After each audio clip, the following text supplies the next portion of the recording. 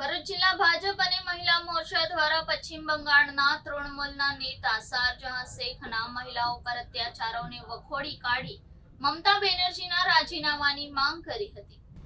પશ્ચિમ બંગાળ સંદેશ ખાલીના ટીએમસી નેતા શારજહાં શેખના મહિલાઓ પર અત્યાચાર અને યૌન ઉત્પીડન કેસને લઈને ભારે લાગણી જેવી સ્થિતિ છે।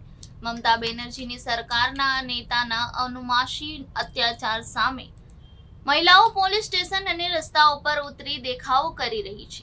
આવા સમયે ભરૂચ જિલ્લા ભાજપ અને મહિલા મોરચાએ આજે શુક્રવારે દેખાવો કરી એક મહિલા મુખ્યમંત્રીના શાસનમાં મમતા બેનર્જીના સરકારમાં જ મહિલાઓ સુરક્ષિત ન હોય તો ઘટનાને સખત શબ્દોમાં વખોડી નાખી હતી।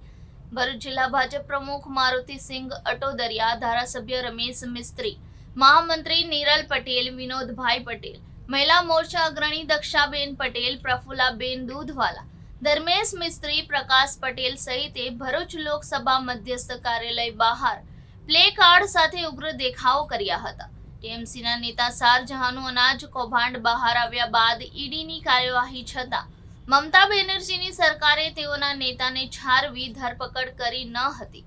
મહિલાઓ અમાનુષી અત્યાચાર અને નેતાના શોષણને લઈને પોલીસ મથક અને રસ્તા ઉપર ઉતરી આવ્યા બાદ આ નેતાની ધરપકડ કરાઈ હતી।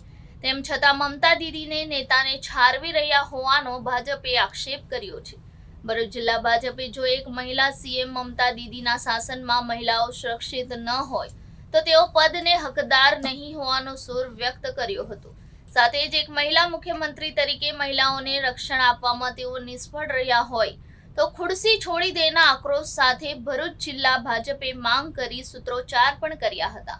પશ્ચિમ બંગાળના તૃણમૂલ કોંગ્રેસના શારજહાં કે જેને સંદેશ ખાલી ખાતે મહિલાઓ પર અમાનુષી અત્યાચારો કરેલા છે, જેની ધરપકડ બાદ ત્યાંની સ્થાનિક મહિલાઓ એક પછી એક પોલીસ સ્ટેશનમાં જઈને એમની પર જે અત્યાચાર થયેલા છે તેની વાત કરી રહી છે।